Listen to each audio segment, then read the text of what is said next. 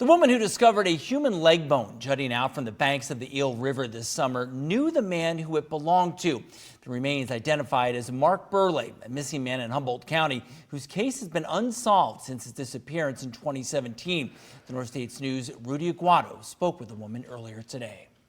Once they had confirmed that it was human by checking with the coroner, then they sent a deputy out to come get the bone, and they took it with them to do DNA testing on it at that point. And I had no idea that it was going to turn out to be somebody that I actually knew. Of course, that was quite a surprise and a shock at the time. Kim Cabrera knew Mark Burleigh personally from her time working as a teacher's aide at the Myers Flat Community School in the late 1990s and remembers him fondly. He was an entertaining kid. He was really energetic, just full of life.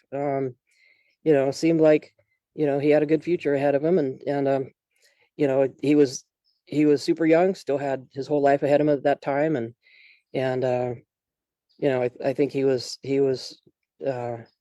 just a good kid to work with. Upon Cabrera's discovery, she contacted the Humboldt County Sheriff's Office, who came to retrieve the tibia bone, which was then sent to the Department of Justice for identification. While the investigation continued into Burleigh's disappearance, despite utilizing specialized canines, an intense search of the area for additional remains came up empty-handed. Meanwhile, Cabrera is still coming in terms with the discovery. It sort of brought all these memories back of what he'd been like as a kid, and what a special kid he was, and so it was a moment of grief and sadness, and I'm still processing it. It's still is very sad to me.